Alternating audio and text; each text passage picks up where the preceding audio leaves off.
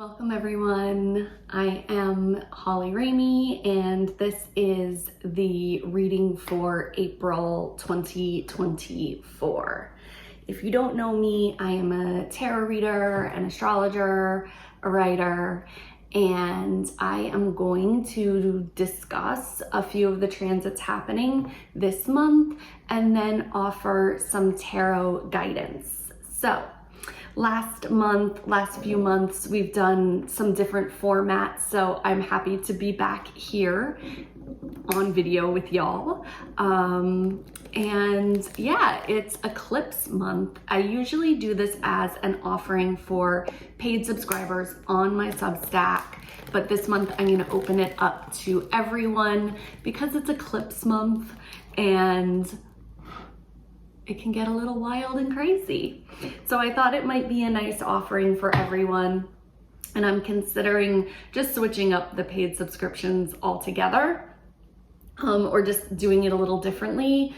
But I'm not quite sure how yet. So I don't know, you guys let me know what you think. Should I get rid of it altogether? Should I lower the price and just make every single post accessible to everyone? I don't know. You guys tell me what you think. I can't offer as much because I'm in the process of studying for my Series 7 at this moment in time, but that's just temporary. So we'll see as the next month or so goes by and I finish up with that extra work, how we can make it work. So as I said, it's eclipse season. Eclipses happen when the nodes, what we call the nodes of fate in astrology, are in a sign. And as of now, and I believe it's been for about the last year, the nodes are in Aries and Libra. So we had our first eclipse on March 25th, my birthday, and that eclipse was a lunar eclipse in Libra. Lunar eclipse happens where the south node is. The south node is called the tail of the dragon. So it really is associated with what we are releasing, what we are letting go of, what is behind us, right? The tail. And so I really think of it as like our past and this like karma that we have and what we've kind of carried through to work with in this life. And the South Node eclipse is this point where we kind of reckon with that and we realize what we need to change or release. So that eclipse was in Libra. Libra is really associated with balance, fairness, justice, equality, compromise, black and white thinking, perfectionism. So we might, or you might have seen this come up relationally. I spoke about and often speak about during Libra transits. I speak a lot about codependency and codependent patterns, just because I've learned a lot about that through my life. But you know, anything as big as, releasing these huge codependent patterns, looking at our attachment styles, to, smaller ways in which we have to show up and compromise and work with others and find balance, find peace, find fairness, justice. Whether it's in our partnerships, our business collaborations, our day-to-day, it's really about the way that we interact with each other, with the world, and how we can do that in, a way that serves everyone. I've been thinking a lot about that phrase, like if it doesn't work for everyone, then it doesn't work, So how do we make it work for everyone? And not everything is going to be perfectly balanced and perfectly beautiful all of the time, but we've got to find a way to make it work over the long haul. Excuse me, I'm working with a little spring allergy. So, I'm just going to touch briefly on kind of the themes of that eclipse, and then I'll pull a set of cards for April 2024, and then I'll pull a set of cards for the upcoming solar eclipse, and this one's actually going to be visible in the US. And then towards the end of the month, we have a full moon in Scorpio, and we shift energies. We shift from Aries season into Taurus season. So it might feel like a little more grounded. Aries is an intense energy because it's like fire and it's the first sign of the zodiac. So it's a cardinal sign that initiates a new season. So it comes right on the spring equinox. And I find that as we move through the wheel of the year, from sign to sign, there's 12 signs, the shift from Pisces to Aries can be really like jolting, because Pisces is so different than Aries. It's this deep, watery, emotional, spiritual, imaginative, like Neptunian energy. I struggle in Pisces season, I'm not gonna lie. It's like the emotions, the water, it's so ethereal. We move from that into Aries, which is like fire, action, movement, and like I'm in Aries. I have a lot of my personal planets in Aries, my Sun, my Venus, my Mars. So that feels really good to me. Like when we shift into Aries, I immediately feel just like a boost in my energy, my vitality, even my sense of like confidence, like how I carry myself. Like I even said to my acupuncturist, like, wow, I finally feel like I understand that phrase, like I'm in my element, like this feels natural to me. But I do know that for others, this shift can feel like jarring, or just like the change, the transition of the season can feel jarring and just not super comfortable. Just like the same as when we transition from summer into fall or fall into winter. It's interesting to note how these transitions feel for you specifically, in your mind, in your body, in your physical energy, because what we can do is just learn how to work with them differently. Like for me during Pisces season, I'm learning about myself that is a time, especially because it's in my 6th house of daily habits and routines and health, to just quiet down, to go inside, to really keep a disciplined, healthy lifestyle. A lot of people cleanse right now in this season, in the spring, to kind of like slough off that heaviness of winter. And spring cleanses are really popular in like March, but I tend to feel better doing that earlier in February, because for me, that's when the sun is transiting my 6th house. So kombucha and seltzer spritzer is my new favorite thing that I found while the sun was transiting my 6th house. I quit drinking and did a cleanse, and this became my new cocktail. So, just working with the energy of the planets in whatever way we can. So if this season, the sun shifting into Aries can be a lot as it is, and then add on eclipse season, which just intensifies things even more.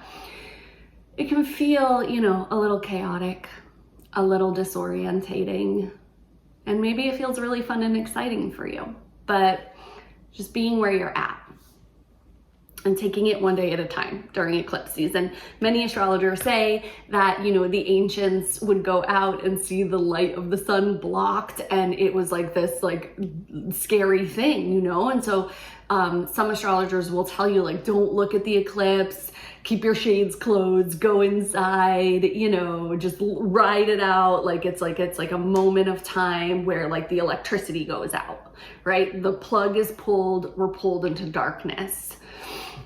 And, take it for what you will. I've definitely witnessed an eclipse, and my life didn't, fall apart. But if you want to view it, it's on April 8th. And I believe it will be visible in, I don't actually know where the line is, but you can look it up, in the northern part of the country. So, yeah. Let's start with that eclipse that just happened on March 25th, because beginning the month, when you're watching this, if you're watching this before April 8th, we're still on the heels of that last transit, okay? So I'm filming this on April 1st. It'll probably come out tonight or tomorrow, depending on how I edit this. That really has us in a release period of releasing any habits, any thought patterns, any relationships, anything that feels imbalanced in our lives. So any questions you're asking yourself around like where your autonomy is. I wrote about like autonomy in my last newsletter with money, right? Like with like negotiating for my new car. But what I'm finding is that relationally for me, I'm coming up against old wounds being reignited, old things around like the inner child. Again, the South Node could really bring up like old relational stuff. So you may feel like you are looking back to childhood because that is where we develop a lot of our relational patterning.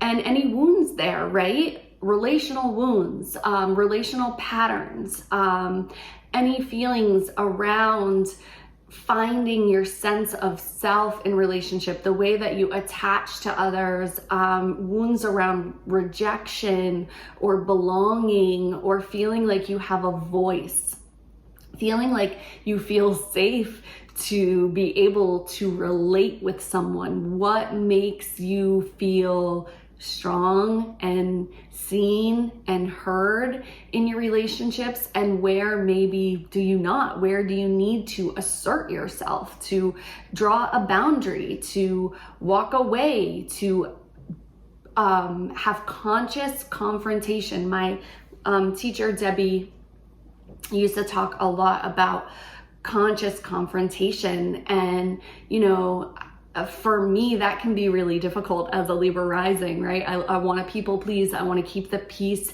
And what I found is that things that had been bothering me for years, I had excused because it was just like, oh, you know, this relationship, these people, these family relationships, like there's a different generation, you know, they're not versed in this. The conversation's not going to go well. I'm not going to be met. I'm not going to be seen. I'm not going to be heard. They don't have the language, the emotional maturity, the whatever it is to have this with me. And so I just avoided it.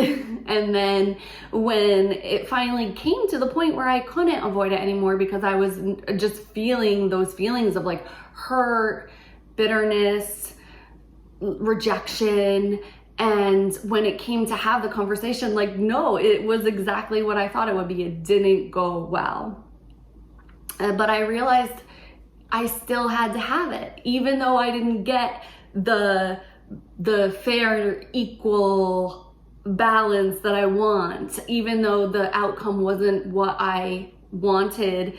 And it was still so important to speak up and to set a boundary and to say, this is, you know, this is important to me. This is how I feel. We do sometimes have to come forward with our truth, even if no one's going to agree with it, even if the outcome isn't what we want, right? And so it's tough as, for me, someone who wants to always be fair and be just and be right and be good. The ego especially really wants to be right and to be good and to also like be compassionate and non-judgmental. And so there's this voice, you know, for me inside of me that says, be the bigger person, like just learn to love and you know, just learn to accept things as they are.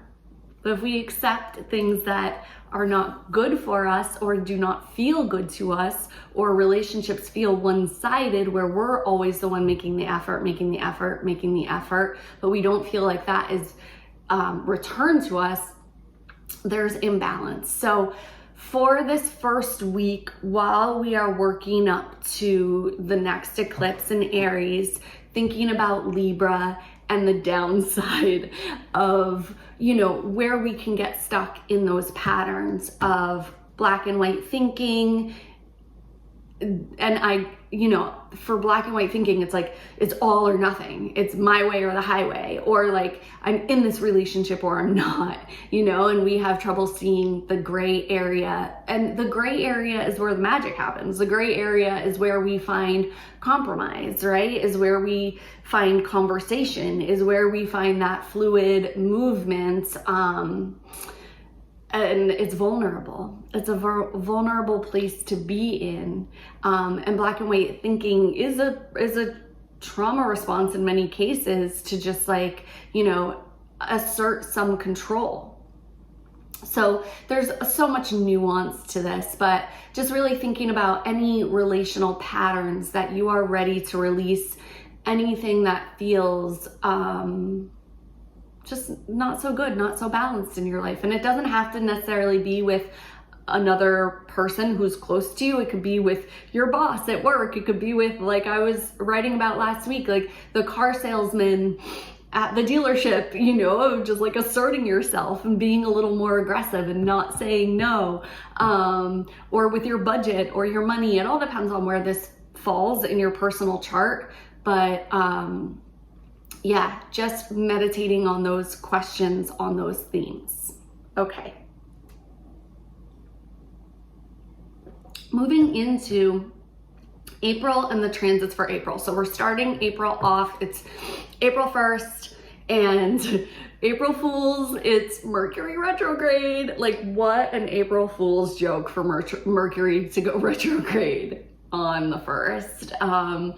And Mercury is in Aries, so it's in the sign where the next eclipse is happening. So this area of our chart is just really lit up right now. And Mercury is going to stay in its retrograde motion for most of the month. It'll station direct on April 25th. So for most of the month, we're going to be in that mercurial. It happens 4 times a year. It's quite common. When Mercury retrogrades through a sign, we are reviewing, reflecting on the themes of that sign and wherever that house is. So for me, here we are. Mercury is in Aries. Aries is in my 7th house of partnership, marriage, relationship. So, I am reviewing what my relationships, my partnerships, my business contracts, my collaborations look like, what feels fair and balanced, what does not, what needs to be renegotiated. And also, again, because the retrograde motion of Mercury has us reflect and look back, it is also a review of how these things have been done in the past and how we want to continue to do them in the future.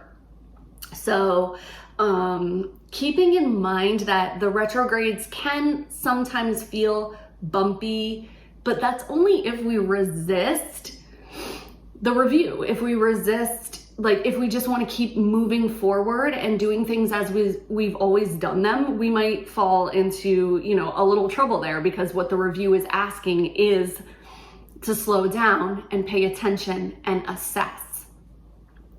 Venus moves into Aries and Mars on the 5th, and then Mars is going to move into Aries at the end of the month. Venus and Mars travel pretty closely together through the signs. Venus is going to bring a little bit of sweetness to this area, so I'm excited to see that. And then April 19th, the sun will move into Taurus. That's going to give us like just a little more grounding, and we'll just feel like a little more established into the spring season. It's an earth sign. So I feel like once we move out of Aries and into Taurus, things start to like level out a little bit, and then the eclipse season will be winding down. So just know that if the first part of this month does feel like a little bumpy, by the end of the month, like we'll be moving into an earth sign. The eclipses will be slowly winding down, and then also Mercury will station direct on the 25th.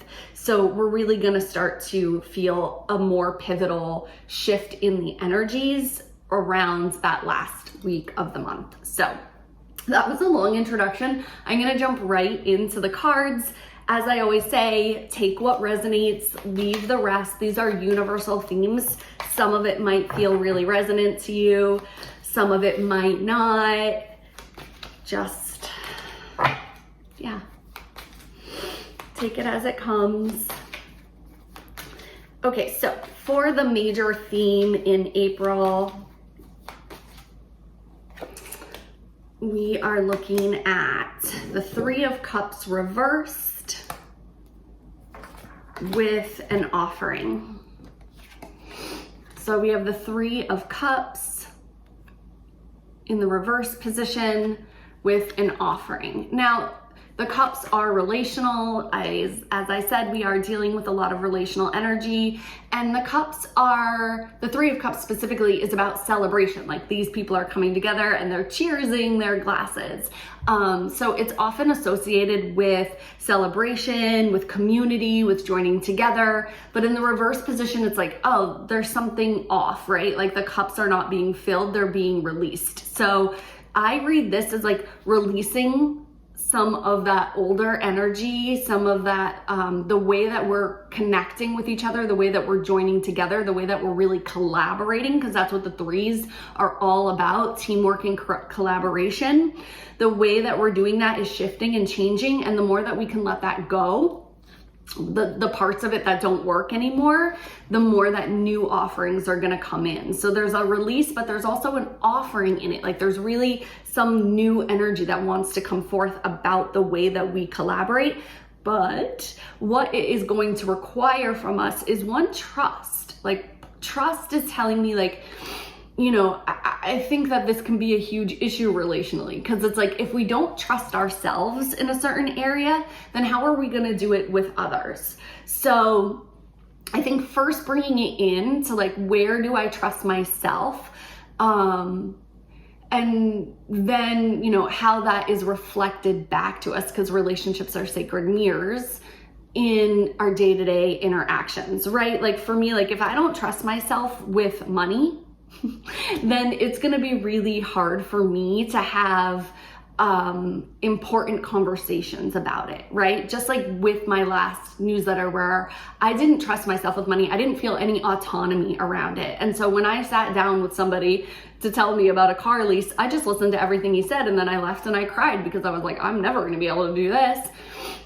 And then the situation completely changed 1 year later. Same budget, same money, but way more self-trust, a whole year of working on money, hiring a financial coach, healing my money issues with my partner, being able to have conscious conversations about it, making plans, getting our budget in order. And then I went back in there totally confident and prepared and got exactly what I want, because I learned to trust myself, because I understood where I was giving my own power away, or just not recognizing that I had any power or autonomy, that I could even negotiate to get what I wanted, that I could even ask for what I wanted, instead of just being told what was for me or what wasn't, right?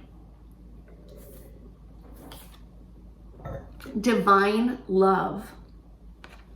So this is really in service of love and detachment. The card says, when you offer everything to the divine with detachment, you begin a love affair with spirit. So really, you know, trust is a difficult thing. It does require us to sometimes put our faith in something we cannot yet see or feel.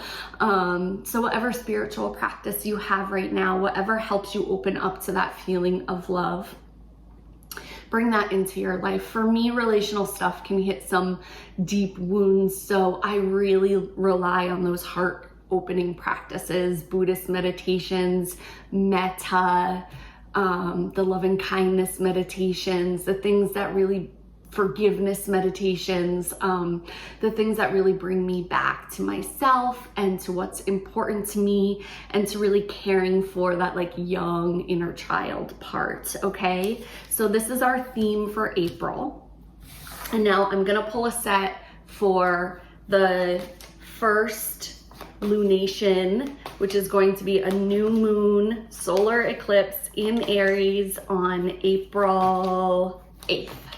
So a week from today. Okay, so we have the Queen of Swords. God is a goddess, reflection, and gratitude. So I love the Queen of Swords upright. Boundaries, boundaries, boundaries. sometimes the Queen of Swords in the tarot gets a little bit of a bad rap because she can be like the bad bitch of the tarot, like just really like this kind of jaded, icy figure in her detriment. But pulling her upright and reversed, I really want to think of her as like a new sense of boundaries and of being able to think and communicate clearly, right? Like the Queen of Swords can say exactly how she feels, and she has that really clear, decisive energy of logic and calm expression, and really is clear on what is a yes and what is a no. So this feels like a really great boundary card, and just finding some mental clarity and maybe finding the language and the communication that you need to be able to express. This feels to me like a lot of throat chakra energy, like being able to express our needs more clearly. And like I'm seeing a lot of blue on the table. I'm wearing blue. Blue is the color of the throat chakra. And like we see it here in reflection, here in trust. So bringing in this creative energy, this self-expression, this authenticity. And I really feel this energy of like being able to say what you mean and mean what you say, and not care so much about how everybody's gonna fucking feel about it. Like it's not your job to take care of everybody else's emotions in the room. Like it's okay to just be who you are. And the people who are meant to hear that will show up, and the people who aren't won't, but it won't mean anything about you, about your worth, about how you treat yourself, because that is steady. Okay. God is a goddess. I don't know if you guys can see this. God is a goddess. I see this card a lot. I always think of it as a card about detachment, because it's this wheel, this mandala, the sand mandala being blown away. And it's this Tibetan tradition of like creating this intricate piece of sand work. And then after days, weeks that it takes to create this, they destroy it. And so there's a sense of non-attachment, right? You're not doing it for the outcome. You're doing it for the prayer. You're doing it for the process, not the outcome. The ego is always attached to the outcome, right? And so what do we do?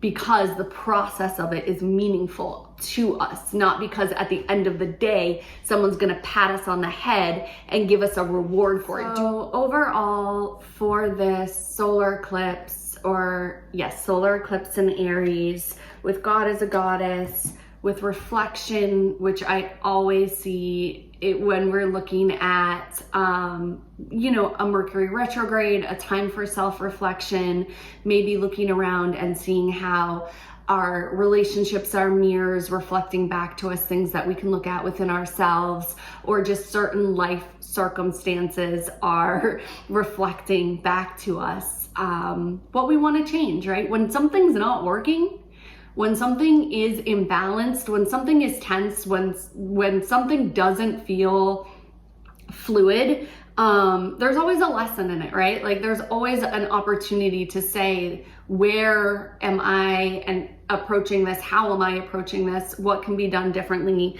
And during this retrograde period, there is a lot of time for that self-reflection.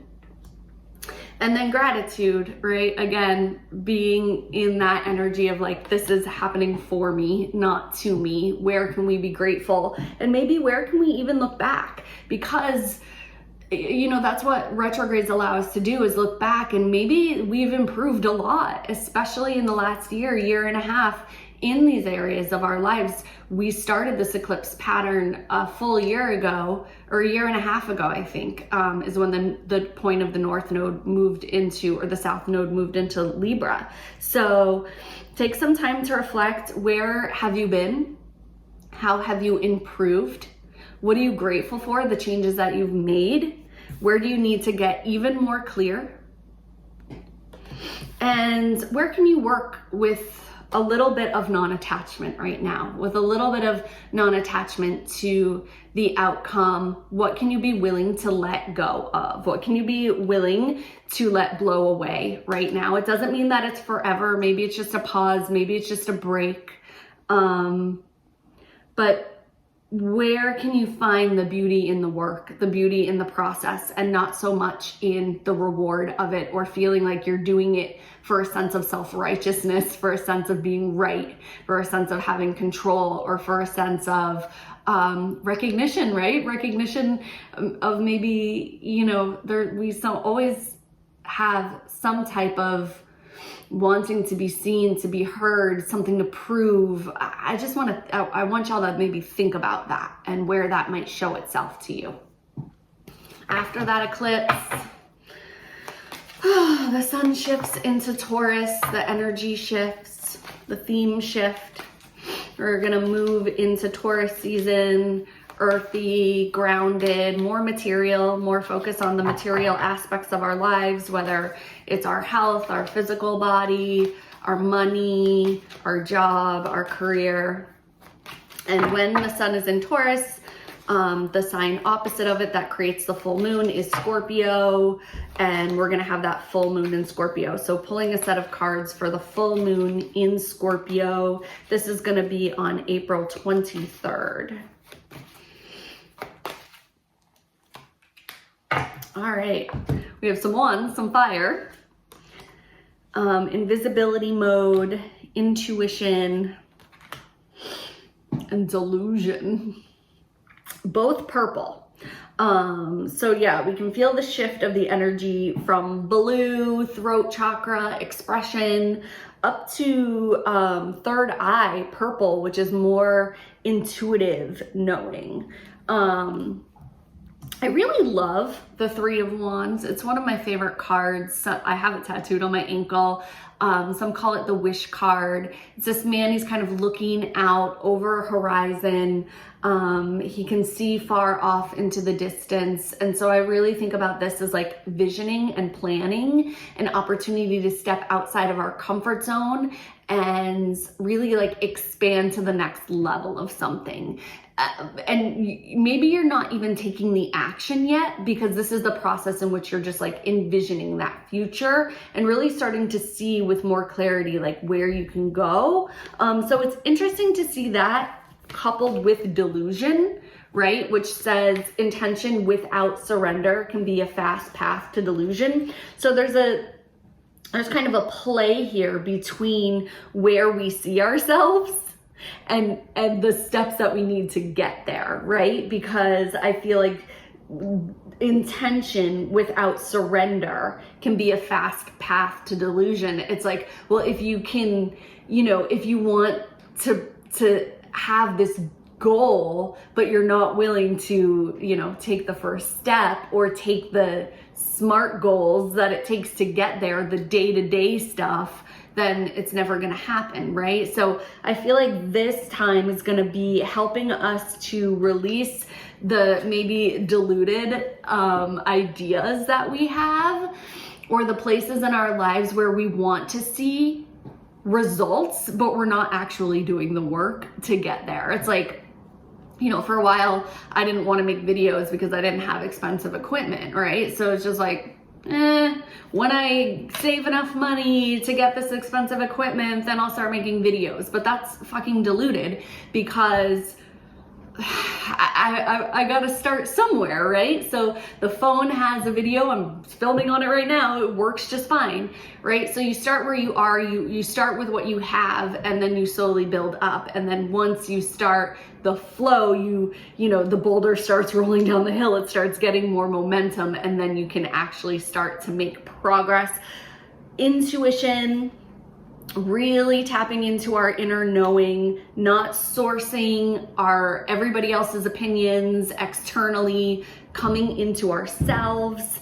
And what does that require? Invisibility mode. So I think that this full moon will also give us the opportunity for kind of going inward, putting on our cloak of invisibility in order to access our intuition, rather than, like I said, going outside of ourselves, asking for other people's opinions, taking a million courses, you know, doing all the prep work, but not doing anything that's actually moving the ball forward. Because we can get stuck in that, right? We can get stuck in like too much education, too much planning, too much information. This is like, the world of information is so large that sometimes we feel like we need to like be an expert in everything. So this feels like movement, clarity, envisioning, and figuring out like what we really need to do, like the actions that we really need to take to move us up on the next level. Whether this is with your creative energy, this is with your fire, this is, you know, wands are the way that we project ourselves out into the world, our creative expression, our physical vitality. So, you know, again, this could be any area of your life. It doesn't necessarily have to be in your career. It could be if you have creative projects and stuff that you're looking for, if you're looking to up level, looking to get a raise, make a career change, start a new project. But, you know, this could also be in your relationships, in, you know, in any area of your life. So like, just try to be open-minded about where you see yourself. What are you visioning? Maybe you're trying to redecorate, like, who knows? The possibilities are endless. But this feels like a time to really tap into that third eye center, to that place where we vision and imagine, and how we source that wisdom and knowledge. Again, I feel like I say this all the time, but this is a great time to meditate. I will always talk about meditation or just inward reflection, whatever that means for you. You don't have to sit down and shut up, but you can. We do have to shut up, you know, we do have to shut up our ego, our endless thoughts, our reaction. We do have to shut out the noise, the information, everything, if we really want to live in intuitive flow, right? There can't always be this input, everything else, right? Sometimes we have to shield ourselves from that, go into invisibility mode. This is a boundary so that we can hear just what's inside. So I hope that this resonates with you. Happy April, happy eclipse season. Yeah, let me know if any of this resonates, and thank you for being here.